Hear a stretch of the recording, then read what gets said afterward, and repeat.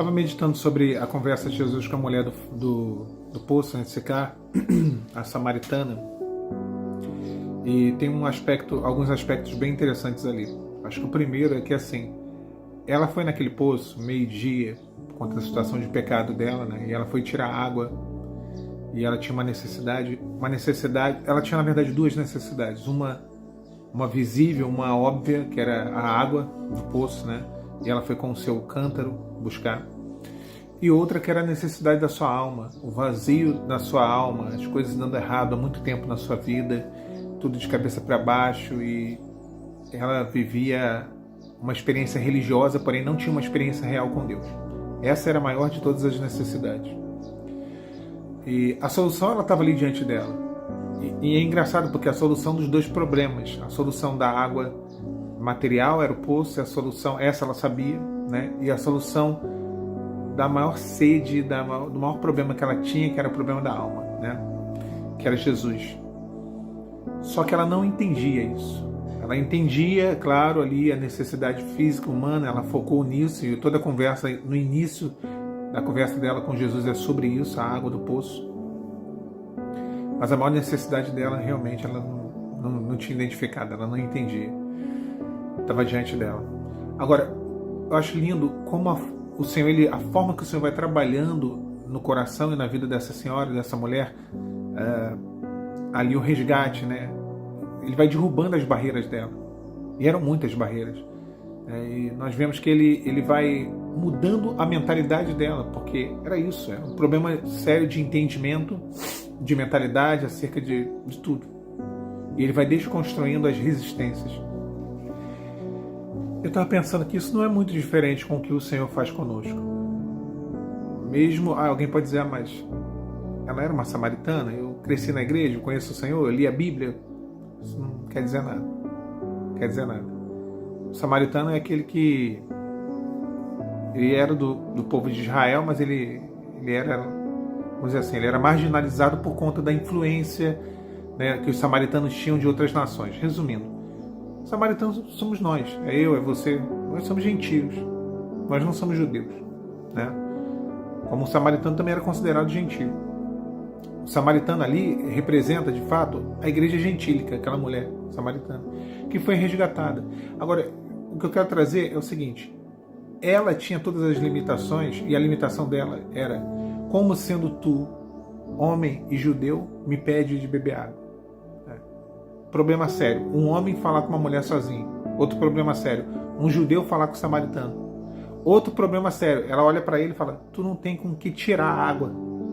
Tu não tem. Antes, né, quando ele fala sobre água, a água física, ela entende que era a água do poço, ela fala, tu não tem com quem tirar. Com que tirar.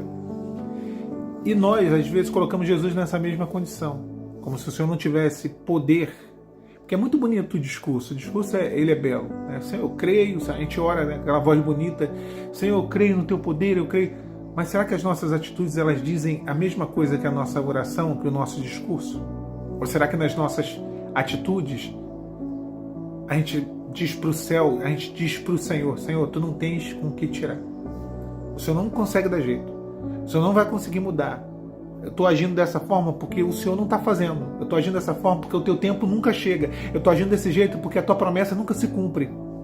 Eu estou agindo dessa maneira porque o Senhor nunca intervém. Tu não tem com que tirar. O poço é fundo.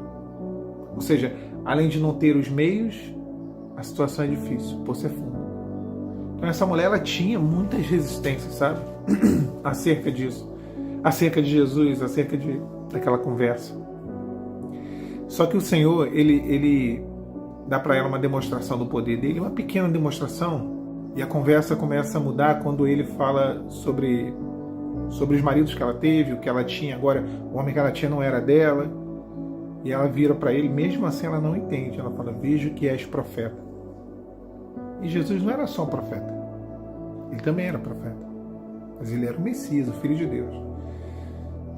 Então, o entendimento dela ainda era limitado acerca de Jesus. Primeiro a resistência, olha, tu és judeu, tu és homem, depois vejo que és profeta, e aí a conversa vai evoluindo.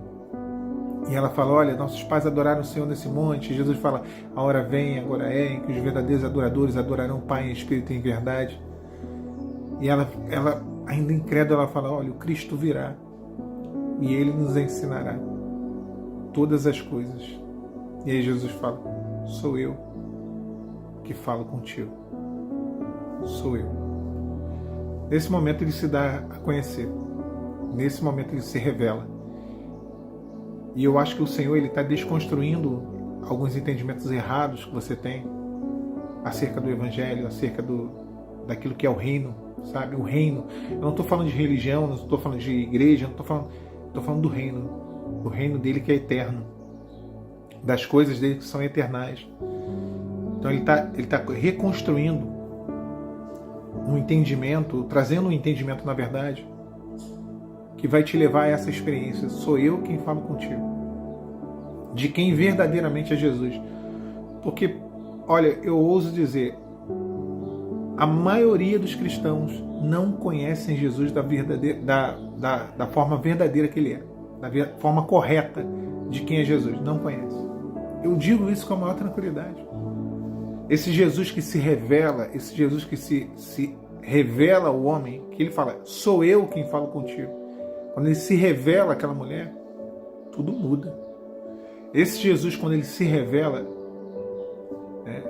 é um vídeo que eu vi esses dias de um pastor, ele falando, o que foi que João viu na ilha de Patmos? O que foi que Paulo viu no caminho de Damasco? O que foi que Isaías viu, que ele se considerou tão impuro? O que foi que Abraão viu, que Moisés viu?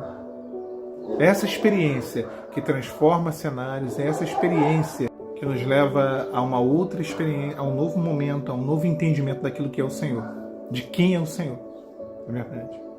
Então, aquela mulher, quando ela realmente, se ela tem uma experiência profunda com Jesus, eu acho que é isso que o Senhor quer nos dar nesse processo de adversidade, de luta, nessa vida de